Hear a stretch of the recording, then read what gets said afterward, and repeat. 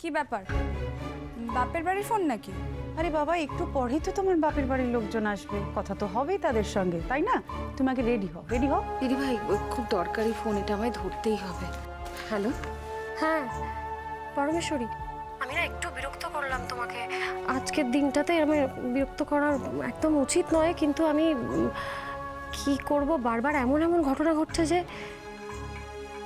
বলছি, জুজু কোথায় গো? খুলছে না। না, আমাকে এতক্ষণ আটকে রাখাটা উচিত হয়নি। কি কি বলছো তুমি? না মানে আমি তো বুঝতে পারি। 24 ঘন্টা তুমিও যে জুজুকে নজরে রাখতে পারবে তা নয়, আর একমাত্র তুমিই জুজুকে নজরে রাখলে তবেই ও ঠিক থাকবে তাও তো নয়। আমরা তো ছিলাম বাড়িতে, আমরা তো এতক্ষণ ওকে দেখেই রেখেছিলাম, কিন্তু ঠিক এই 2 ঘন্টা সময়ের মধ্যেই যে এত কিছু ঘটবে সেটা আমরা জানবো কি করে? আচ্ছা, তোমাকে কি খবরটা দিল বলো তো? আপনি যে এরকম চ্যাটাং চ্যাটাং কথা বললেন, আপনি জানেন আপনি কার সঙ্গে কথা বলছেন? জানি দাদা, সেদিনে আমাদের মেয়েকে ফোন করেছিলাম বলে আপনি অনেক কথা শুনিয়েছিলেন দাদা। সেদিন কিচ্ছু বলিনি আপনাকে। আমরা গরিব হতে পারি, কিন্তু আমাদের আত্মসম্মান জ্ঞান নেই, এটা আপনি ভাবলেন কি করে?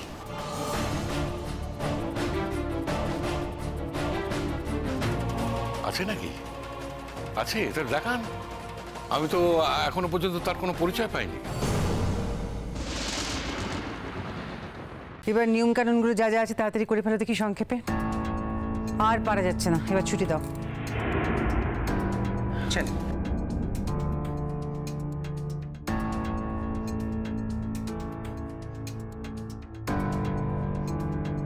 না,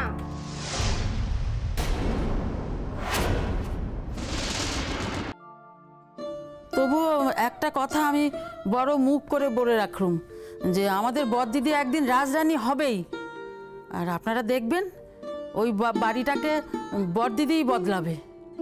তুমি আর কথা বললো না তো ছায়া, তুমি এখনো বলছো? এত কথা শুনেও তোমার বড়দি ও বাড়ি বদলাবে?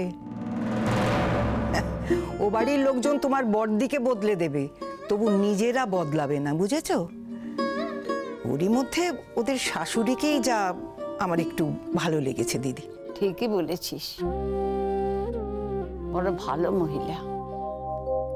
স্বামীর চাপে চাপে থেকে না কথা বলতেই ভয় পায়, কেউ ওকে কথাও বলতে দেয় না, কথা বলতে গেলেই চুপ করিয়ে দেয়।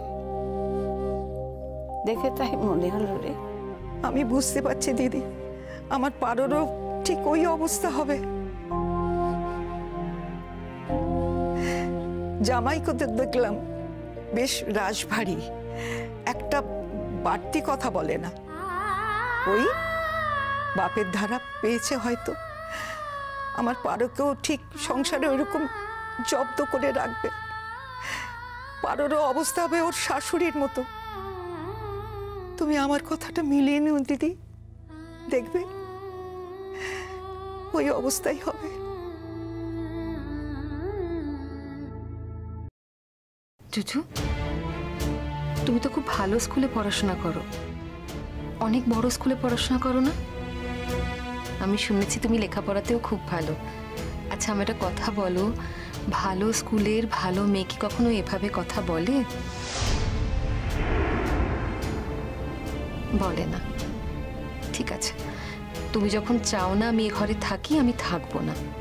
আমি তোমার ইচ্ছের দাম দেব, আমি অন্য কোথাও শুয়ে পড়বো।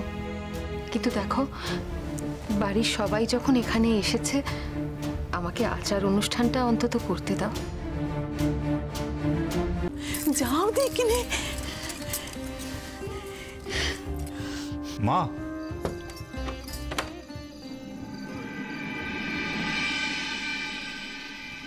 বলছি মা কি ঘুমিয়ে পড়েছে?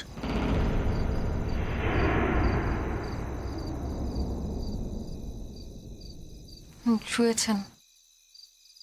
ও, একটু বাইরে আসবে?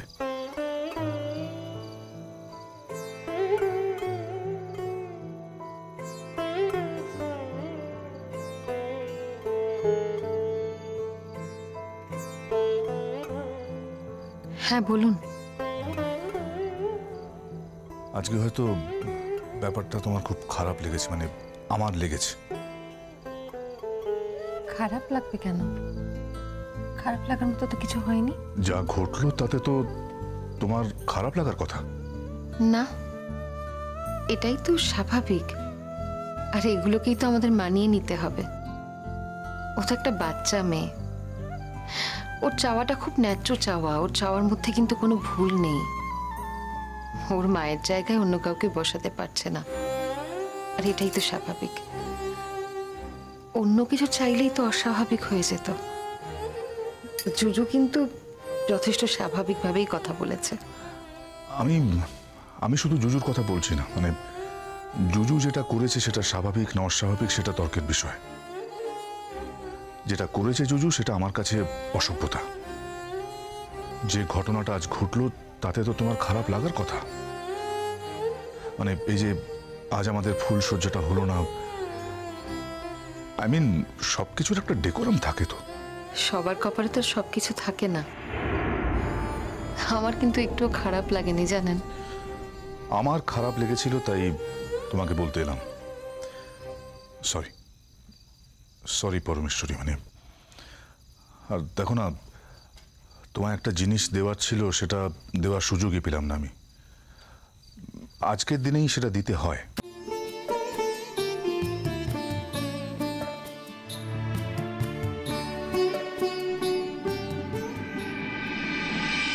গোপালদা, একবার এদিকে এসো, বাবা ডাকছেন। এই ধুতি পাঞ্জাবিটা নিয়ে যা, তোকে দিলুম।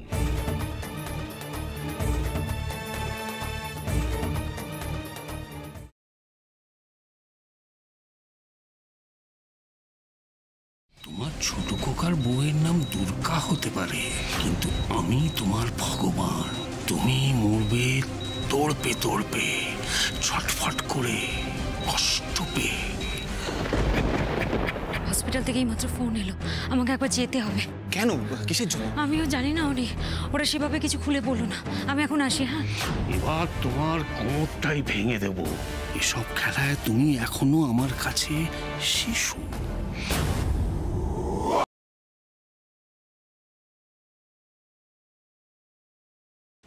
হ্যালো, বলছি কি, ঝুমকো বৌদিমণি কাল রাতে যে শাড়িটা পরে ভূত সেজেছিল ওটা সরিয়ে দিন।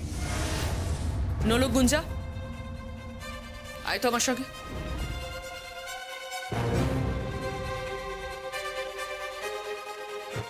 তোমাদের আলমারিটা কোথায়? হ্যাঁ, আলমারিটা কোথায়? আলমারি। ও আয়।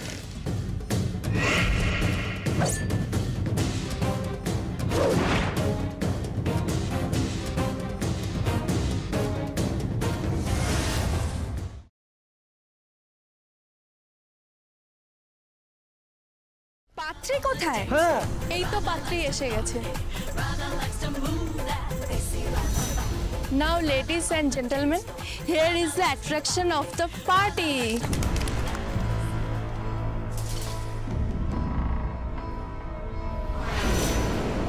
আপনার দেওয়া আংটিটাই আমি পড়ছি। Stop!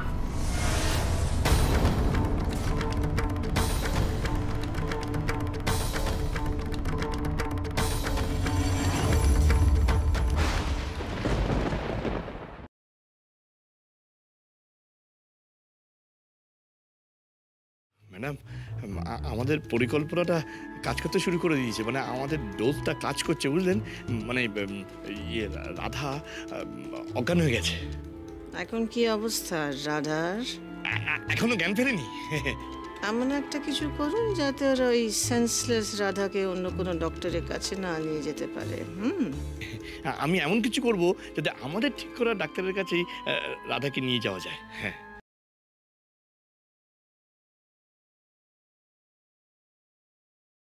বাড়ির জামাই প্রথম বাড়িতে এলো। চলো চলো চলো, শিগগিরই চলো।